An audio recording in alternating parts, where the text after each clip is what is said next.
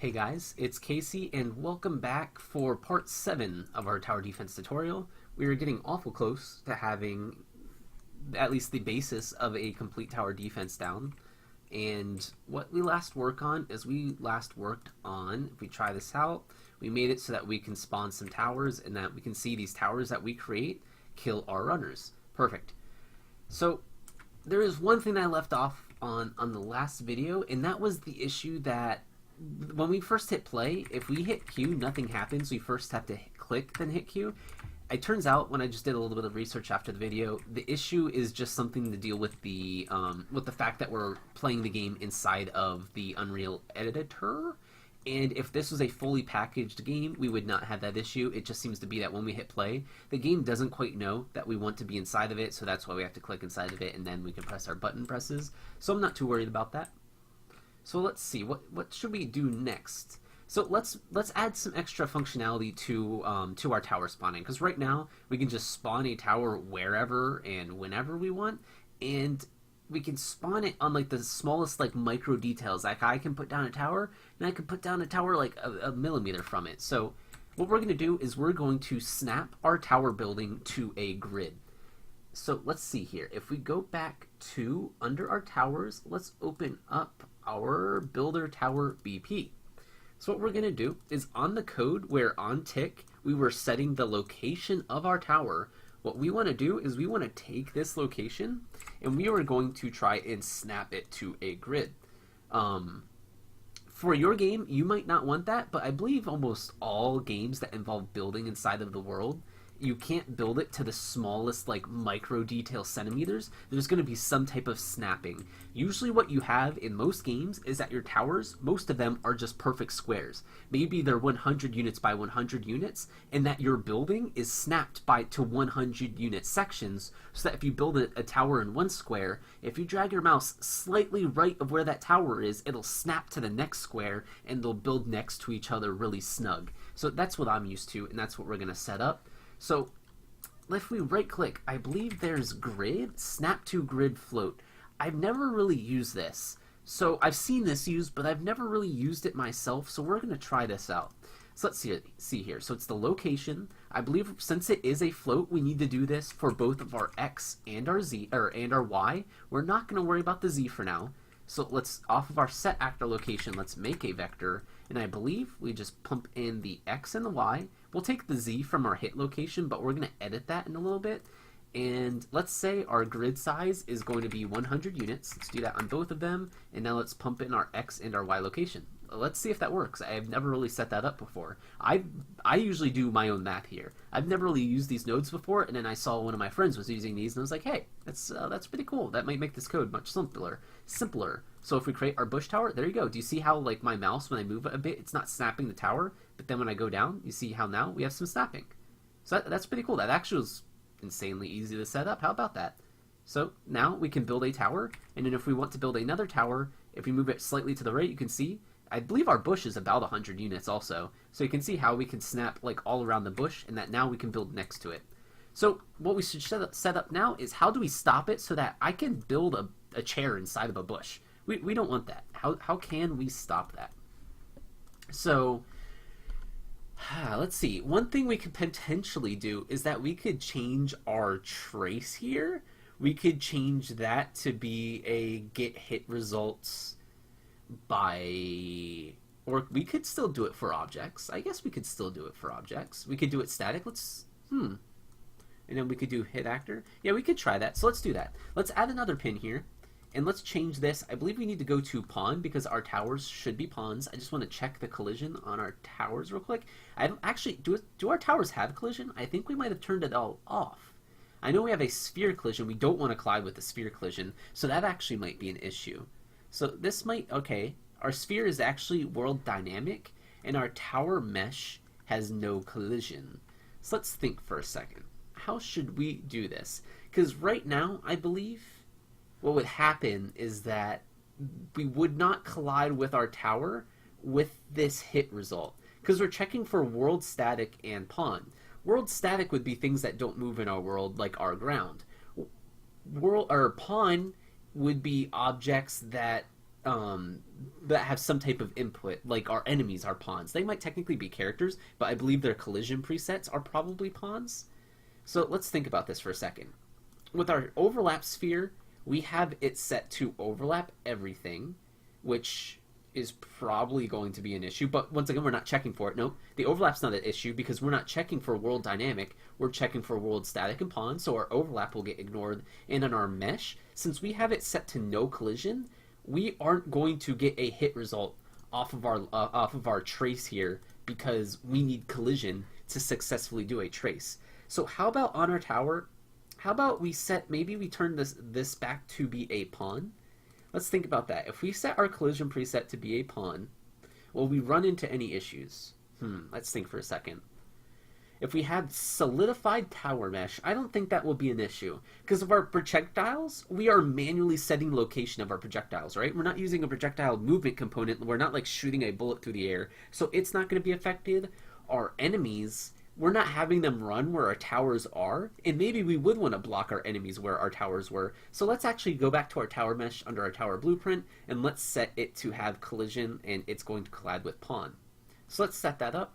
There's actually one more thing. Let's check our ghost tower. Did we ever turn off the collision on this? I don't think we did. Let's do that right now. Let's set our collision on under our builder tower BP. Let's set that to have no collision, because if we actually wanted to screw around, let's actually set that back. I'll show you. I think this is going to be a big issue if we would have left that how it was. Because technically I could build a tower, and can I whack these guys with it at all?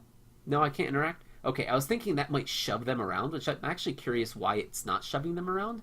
There might be a Z-planing issue. Oh no, it's because we're spawning the mesh on top of them. You can see how like we're conforming to the outlines of that mesh. That's why that is. But regardless, we still want to have no collision on our ghost tower. That's something we definitely don't want to have collision on, at least not for now.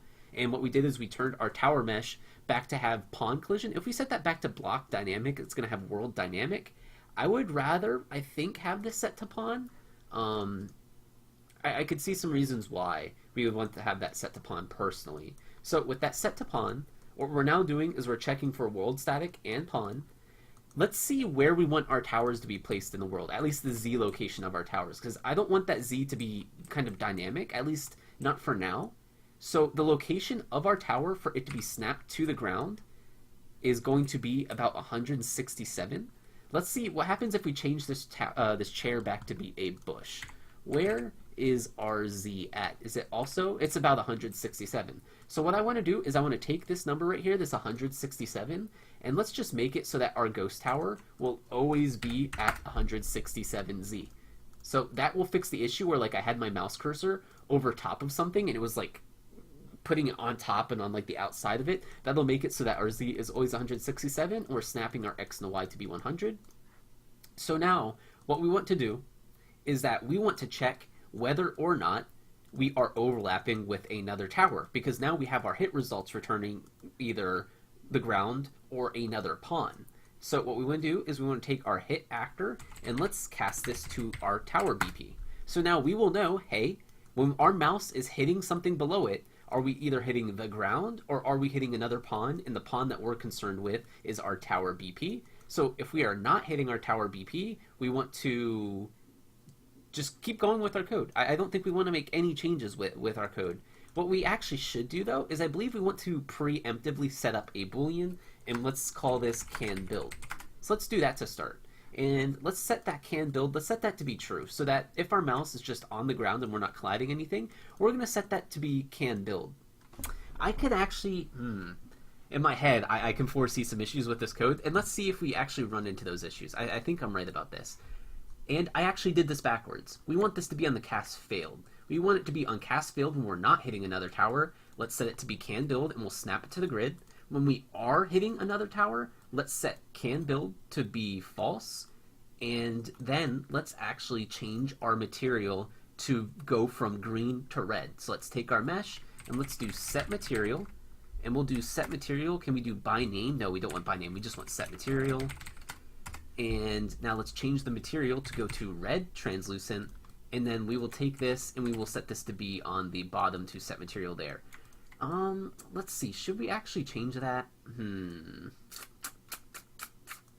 One thing I kind of don't like about this is that we're going to constantly be changing our material. We're going to be telling the game to be constantly changing the material. Let's see here. I'm going to leave it for now. I'm not sure exactly how the game behaves. I can only imagine that setting the material on a mesh in the world is not the cheapest thing in the world, and I could kind of see that maybe setting this material on tick, because no matter what happens while we're moving our mouse around in the world, we're telling our mesh to change its material. If we tell a mesh to change its material to a material that it already is, I'm not sure if it actually changes the material or not. For now, for testing purposes, we will leave this, but for a final version of the game, I would probably change this code over to something else. Something we could do is we could do get material, and that with this return value, we could see is this equal. Actually, let's set that up, because I feel kind of bad leaving that as is, because I'm not exactly sure how expensive it is to do something like this. So let's change that. I really do feel kind of bad about leaving it that way. So we will get the material of our mesh, and if our material is equal to our red translucent, what we will do is we will not change the material of our tower, and we will just go straight ahead to setting actor location. However, if our material isn't red and we've hit another tower, let's change it to be red, and then we will snap its location, and then we'll do the same thing pretty much for the bottom. We'll copy paste this equals equals, and we'll check on the bottom to see if our material is equal to green. If we want our material to be green, because we're in a spot that we can build, if our material is already green, we want to skip over and do set actor location. However, if our material is not green, we want to go to set material, and then we'll set the actor location. So a little bit of a performance thing. I think I'm being performant by doing that check before doing that. So if I'm not, if someone knows the answer to that, I would be glad to know. So on play, if we press Q and we get our build tower, you can see it's green and we can snap it anywhere. So let's build it, and now let's try and build a chair. And let's see here. If I go over our tower, it turns red. Look at that. So now we can see, hey, our tower is red. But here's the issue that I kind of foresaw. So when I put my mouse directly over the tower, you can see how we're red. But if I put my mouse slightly off of the tower, you can see how it's green, but we're still inside of the bush. So that's a bit of an issue. So let me delete this tower that I accidentally have in the world there. How can we solve this? So one thing that we could do is we can do an independent line trace, independent of our mouse, and we could do it directly where our snap to grid location is. Inside of our tower blueprint, we can potentially put an invisible square over top of it. That could be a solution. Let's see here. What is the best? I'm afraid of doing an invisible, because what I've done for some of my games is you can put invisible components. We could put an invisible box over top of our tower that the player will never see, but it'll still interact with line traces, so that we could check no matter where our mouse is in that 100 by 100 location. We could check to see if we're hitting that invisible component to see if a tower is there. I don't exactly like that, because your game might have different needs. Your game might be using way different sizes, so I'm a little afraid of doing that box, because it's not the worst thing in the world, but I think what I might like doing here is I might want to do a independent line trace here. So I think we're going to set that up. I think that's what I would prefer to do in this situation. I think there is definitely a case to be made for adding an invisible collider on top of our tower for the purpose of interacting with this trace, but doing an extra line trace isn't the most performant thing, but we would only ever be doing the extra line trace when we are having a tower to be built in the world. That's not the worst thing in the world. Line traces in themselves are not that expensive comparatively. So I think what we're going to do is we will actually do an extra line trace. So what we're going to do is, on top of doing this tower, let's see here. What we'd have to do is, okay, so what we need to do is we need to right click and we need to do line trace by channel. Do we need to do a multi-line trace? I don't believe we do. I really don't think we need to. So what we're going to do is we're going to do a line trace for objects. That sounds good for me, because if we do the object types, we should be able to grab pawn. Yep, we can grab pawn. And what we want to do is we want to do a start location and we want to do a end location. So what we're going to do is we need this line trace to happen right before this code. we're actually going to do it right before this cast. So let's move that over. And what we're going to do is we're going to do a line trace. And with this line trace, we are going to check for pawn objects. Right now we don't need to do complex traces. If you have your tower collision set to be complex, I'll show you what complex versus non-complex collision is. If we open up our bush, on the very top here, I can visualize simple collision. Why don't we see it? Our bush only has complex collision. That's interesting, really? Huh. We have no simple collision on our bush. Or is it, am I visualizing that wrong? We really don't have simple collision on our bush. That's interesting. I'm actually curious to see how this would handle. Let's actually check out, let's do the chair instead. Let's navigate to our chair mesh. I'm actually surprised that doesn't have simple collision. So with our chair, let's visualize. So simple collision for our chair, you can see how pretty simple this is. It doesn't really follow the exact outlines of the chair, but you can see it does a decent job. Simple collision is meant to be the cheapest way to try and represent the collision of an object, but if we switch that over to complex collision, it actually matches the tries of our chair. You can see we have 1,782 tries. I believe this complex collision is 1,782 collision kind of polys added to it to try and match it, where if we go back to the simple, this is what, like, one side, two side, three side, four, like you can see how that's just so much simpler. That's what simple and complex tracing means. I'm actually curious with our bush. We'll see what happens when we don't have complex tracing turned on. Let's see if we still hit our bush. I'm quite curious to know. I turned on complex collision here, so I'm guessing we actually might need it here. We'll test that out and we'll see. It'll be a good learning experience. We don't want to ignore any actors. We're not really concerned about debug tracing because I know what we're about to do.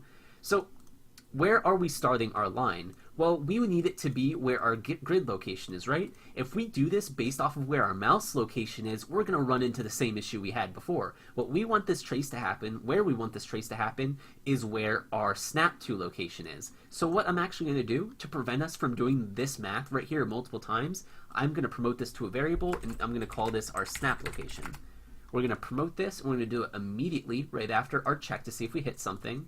So what we're going to do here is this is the location of where we are hitting our object. What I actually want to do is that I'm actually going to destroy this pawn node right here. Because since we're doing an independent line trace to see if we're hitting another tower, I don't want that. I only want to hit the ground with this. So that means that this location here is going to be the location on the ground where we are hitting, where our mouse is hitting the ground. So this is going to be the ground. So I want that to be the end location of our trace, and I want the start of our trace, I'm going to add a vector back into it, and let's put it, say, 100 units higher in the air than our tower, and we're going to draw a straight line down 100 units above the ground, down into the ground to try and find our tower. And now with this line trace, we are going to do another branch, because after any trace, I always do branches, and with this hit result, we are going to take this actor reference, and we are going to cast to our tower. There's one more thing that we want to do, because remember, if we hit a tower, which means since we're only checking for pawn here, this branch right here will only return true if we hit a tower, or if we hit a pawn. What we're going to do is we're just going to make sure that it is a tower, but if we don't hit anything, that means our cast, we want to do the same thing as our cast failing. We want to say we can build. If we do hit something, we want to check to see if it is a tower. If it is a tower, we can build. If you want your game to always not be able to build where pawns are, say your runners are pawns and you don't want the player to build their tower where a pawn is, you might want to take this so that whenever you hit a pawn, you don't want to cast and you just don't build. For our purposes, I'm okay with the player maybe being able to build where a pawn is. I'm not really seeing a situation where the player will be able to. Let's see. Should we be concerned about that? Actually, yeah, let's do that. Let's do it how we just said. Once again, I'm changing my mind. I hope I'm not confusing you guys with that. So I'm not actually going to do a hit trace at all. We're just using this line trace just to see if we hit a pawn. So if this returns true, we hit some type of pawn. If it returns false, we did not hit a pawn. And now our code should work nice and dandy. One more thing we want to do, though, is that this set actor location, if I have this pin, that vector location still plugged into this math, it's going to run this math twice. We don't want the math to run twice. I want it to just go to where our snap location is, because remember, we're saving the snap location to be the result of that math. So that is a little bit of performance back. So now, let's see, can we build 2 towers in the same location?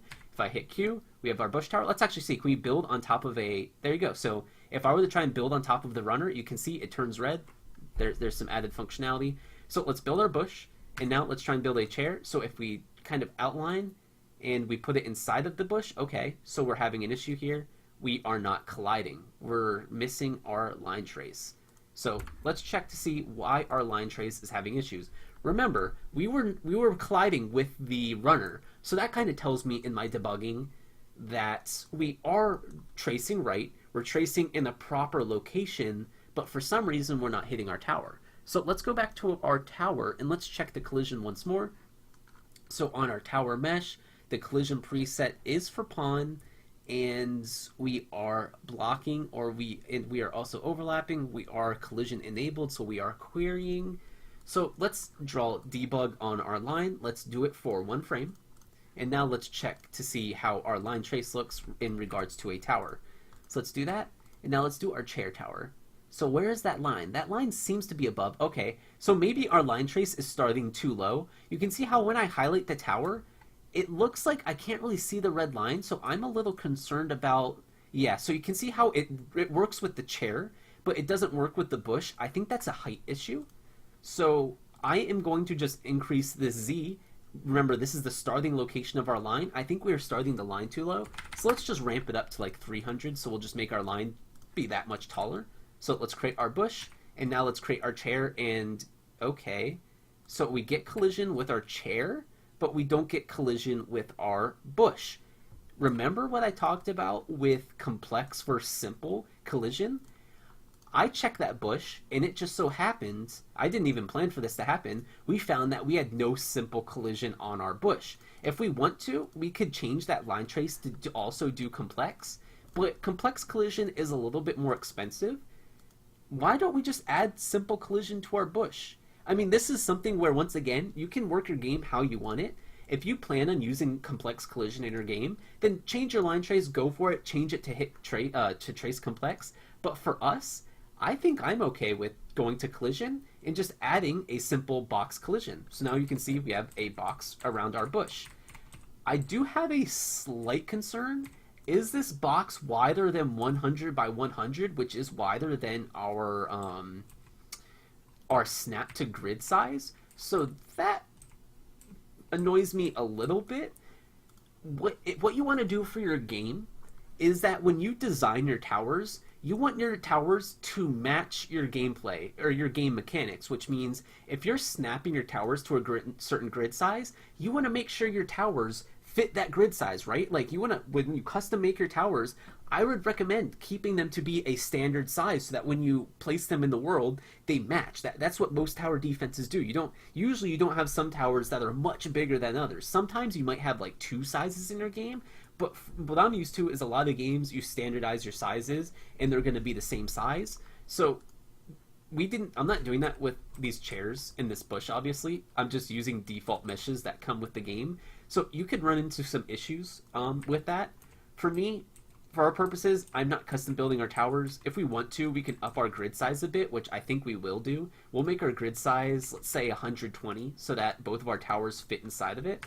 But for you, once again, this grid size that you want here, make it standardized to your gameplay. However big you want your towers to be, that's what you want your snap to grid to be. Maybe, I guess I'm not going to go much deeper into that because we're going to be in like a 10-minute game design discussion, but just know that this needs to match your game. Not my tutorial, it needs to match your game and your game's design.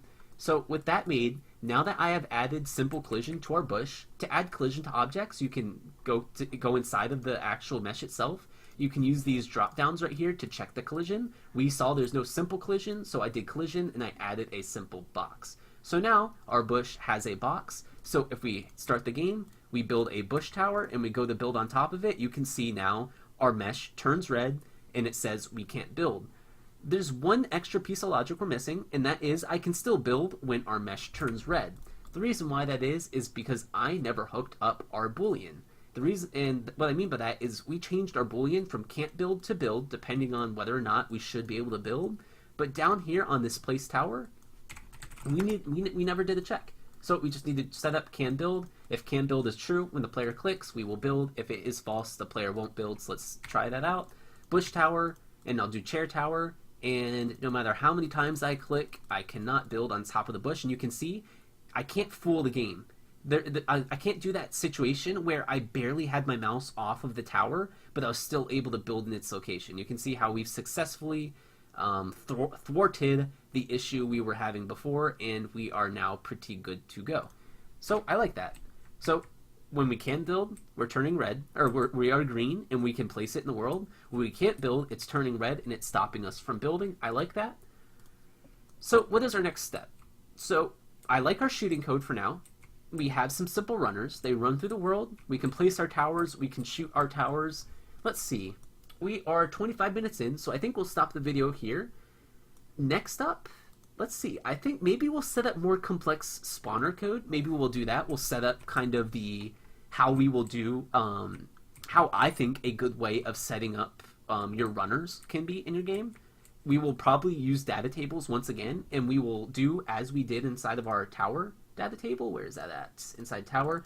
How we did like a data table for our towers. We can probably do this for our waves. We can set up like wave 1. We can say what skeletal mesh we want our runner to be, how fast they can be. We can do what health they have. We can do stuff like that. So I think that's what we'll do in the next video, and I look forward to seeing you guys there.